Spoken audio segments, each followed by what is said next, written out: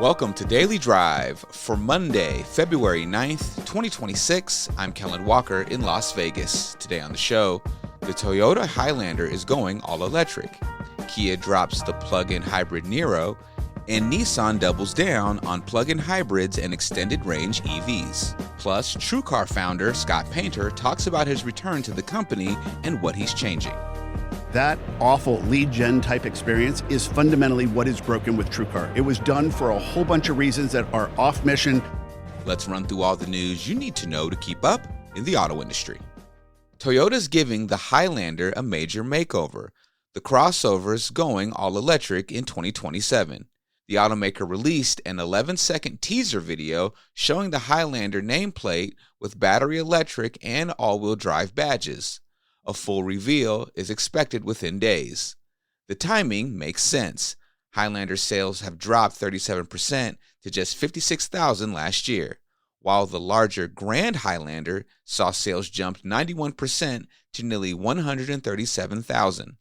The electric pivot gives the nameplate a fresh start. Kia is dropping the plug-in hybrid Niro for the 2026 model year, citing changing market conditions. The hybrid and all-electric versions will remain, but analysts say the plug-in hybrid represented just a fraction of overall Niro sales. The move follows similar decisions by Jeep, Chrysler, Dodge, and Alfa Romeo. Plug-in hybrids account for less than 2% of the U.S. market today, and according to Alex Partners, they're expected to make up just 3% of sales in 2030, compared to 27% for traditional hybrids. And while Kia is stepping back from plug-in hybrids, Nissan is doubling down on them. Nissan is shifting focus to plug-in hybrids and extended range EVs as battery electric demand slows. CEO Ivan Espinosa says the company is adjusting its EV investment to reflect weaker demand, infrastructure gaps, and reduced government support. Nissan will expand its e-Power technology to include PHEV and e-Rev versions. A Rogue plug-in hybrid launches in the U.S. this year with about 40 miles of electric range. The move supports Nissan's broader restructuring plan aimed at cutting costs and improving profitability without relying on volume growth. And those are today's headlines. You can find more details on all those stories at autonews.com. So, my Seahawks are Super Bowl champions. They beat the New England Patriots 29-13 Sunday night in Santa Clara. That's another win for the good guys. But when it comes to automotive ads, things are pretty light. Continuing a recent trend, just 3 automakers, Toyota, Volkswagen, and Cadillac, ran spots during the big game, down sharply from the heyday when automakers accounted for 40% of Super Bowl ad minutes. EJ Schultz of our sibling publication Ad Age has been tracking the Super Bowl advertising landscape. EJ, welcome back to Daily Drive. Great to be here. So EJ, first of all, what did you make of this year's auto ads? Honestly, I thought it was pretty mediocre. It's definitely down from the glory years, as you've mentioned, and the ads that we did get, I don't think are going to win any awards. So we had Toyota, who had 2 ads in the game. They're, of course, an NFL sponsor, so I don't know this for a fact, but I think they get a decent little deal on Super Bowl advertising because of that. Their ads were fine. You know, they had a heartwarming ad, the first one that aired in the game called Superhero Belt. This was for the RAV4, and they were really trying to promote the staying power of the RAV4 nameplate with a little generational story of a grandfather and grandson going back in time to show how the grandpa used to put his son in the car and referred to the seatbelt as the superhero belt. And then the ad flashes forward to show the modern day version of that with the roles reversed. I thought it was a nice little heartwarming ad. Interestingly, Toyota admitted they did not actually create that ad specifically for the Super Bowl, but they were confident enough in it to run it. And I thought it was a fine ad. The second ad had a little bit more of a Super Bowl vibe to it, at least in terms of celebrities. That spot from Toyota was called Where Dreams Begin. It was a 30-second ad, and it included one NFL player, wide receiver from the LA Rams, Puka Nacua. It had a couple an Olympian in it, and NASCAR driver, and it was sort of showing the younger version of themselves, the kid version of themselves, talking to the adult version of themselves, giving them a little pep talk. So that's what Toyota did.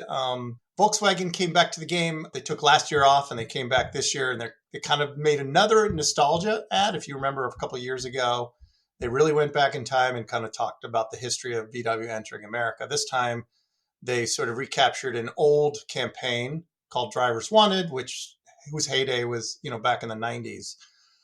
They tried to sort of modernize the spot. It was sort of a montagey spot. It had all kinds of models in it, everything from, the Jetta to the Tiguan to the ID Buzz. It was basically, one of the lines in the ad was, "Life, if we're not living it, what are we doing here?" It was a classic ad trying to get people out, right, in the road, in their car, enjoying life. And then the last ad was from Cadillac F1. So not a classic auto ad. I would actually categorize it more as a sports ad, because the whole purpose of the ad was to debut Cadillac's new F1 team and the actual vehicle. They used the ad to debut the race car livery. And they chose to do that by sort of comparing it to America's moonshot. They began with the classic JFK speech, "We choose to go to the moon," and sort of use some visual effects to show the race car coming together. So that was basically the lineup. Now, EJ, what's driving this pullback from automakers at the Super Bowl? So I talked to several marketers at automotive brands in the last few weeks before the game. There was one unique factor this year, and that's that, it's a Winter Olympics year, and we also have the World Cup. So right. Kia, for instance, which was a longtime Super Bowl advertiser, took their second year off in a row, and their CMO told me they basically liked the idea of running ads in the Olympics, in the World Cup instead, because they could actually run multiple ads. They could use multiple ads to talk in more detail about features of vehicles, rather than being confined to, a single 30-second spot and trying to jam it all in there. And by the way, paying $8 million this year is what 30 seconds is going for in the Super Bowl. The price tag is I think another thing that's really holding back a lot of these auto brands. They have enough business challenges right now, and they're really focusing a lot of their marketing around kind of so-called lower funnel activities, which is trying to identify people when they're closer to the purchase decision. Super Bowl historically is used for broad-based awareness. So right now, I think they're really focused on that lower funnel. Perfect. EJ, thank you so much for joining me on Daily Drive. Great. Coming up next, TrueCar founder Scott Painter talks about his return to the company and his plan to make it profitable. That's next on Daily Drive. Are you a dealer creating a workplace culture your employees are proud to be part of? Applications are now open for the 2026 Automotive News Best Dealerships to Work For program. This isn't just an award, it's a chance to get real insight into what's working at your dealership and where you can improve. And we've expanded the categories this year, recognizing everything from technician experience and leadership development to AI enablement and employee retention. The registration deadline is April 17th. Find out more and apply at autonews.com. Welcome back to Daily Drive. I'm Kellen Walker. TrueCar founder Scott Painter is back at the helm of the company he started after buying it and taking it private last year. The digital car shopping platform has struggled financially despite growing its dealer base fivefold since Painter left. Now he's focused on cutting out what he calls the awful lead gen experience that drove customers away, and refocusing on TrueCar's original mission, saving consumers time and money. Our own Jerry Hirsch spoke with Painter at the NADA show in Las Vegas on the Automotive News Shift podcast. Here's a piece of that conversation. Scott, I never thought that I would see you at an NADA conference, given the relationship you've had with dealers over the years. We first met, I think, near the start of TrueCar in Santa Monica, right there on the promenade. And the whole idea of TrueCar was to save consumers money on their purchases. But the clients of TrueCar were the dealers who signed up for the service. So I always wondered, how would this work? Wasn't it cross purposes to save consumers money when dealers wanted to charge the most and make the most money? Eventually, you were pushed out of the company until you bought it back recently. So tell me, how do you solve that conundrum now in the days of AI and much more sophisticated technology? So I was worried that you might not want to get right at it.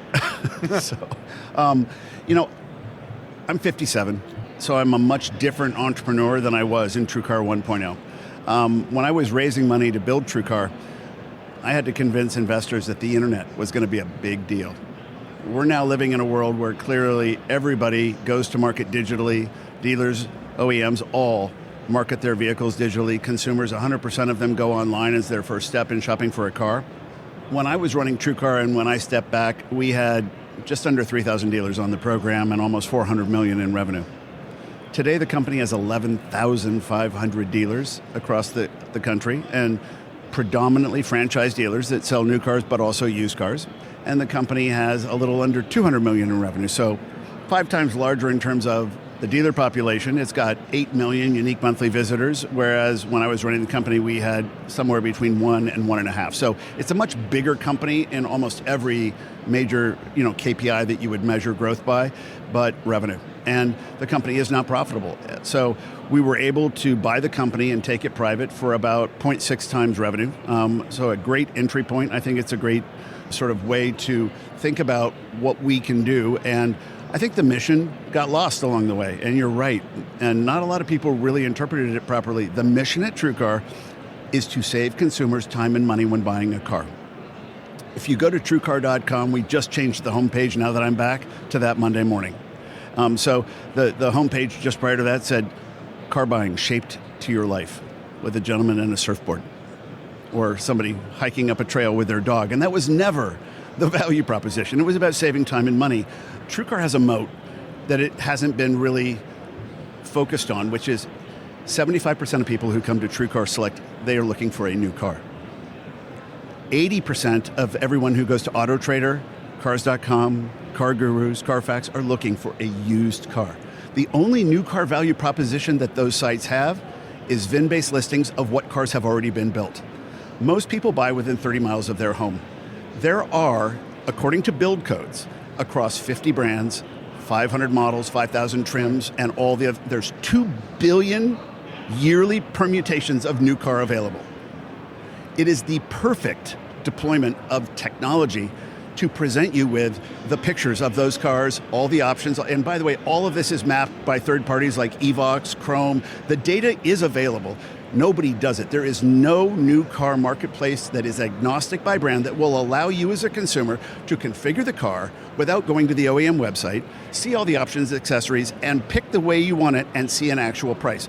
TrueCar was able to unlock, and that's unique. So you want to be the third party information source then that could connect consumer to an offer from a dealer or more than one dealer. Yes, but that journey starts with being able to give the customer information about the product in the context of not just product features, pictures, but also price. Because when you have an anchor price on a new car, an MSRP, new cars, love it or not, are mass-produced and they're an appliance. They're a commodity. When you look at pricing, though, you can see a 30% difference between what one customer pays and what another customer pays for an identically equipped vehicle. And sometimes that can even happen at the same dealership. The level of fear, intimidation, anxiety that people have about car shopping in 2026 is even greater than it was in 2016 or 2006. So I've been on this journey for 30 years, most of my adult life. I love buying cars. I think cars, if you asked me where I was at in my life, I could tell you what I was driving. To me, my car is my avatar. It's how I see myself in the world. And I think that's true of sort of Americans generally and our love affair with cars. I think that the process of buying a car should be exciting, fun, almost all the things that happened good in my life, whether it was having kids, moving on to a new company, building a new thing, selling a company, going to school, buying a new home, moving to a new area. All these milestones almost always had a different vehicle attached to them.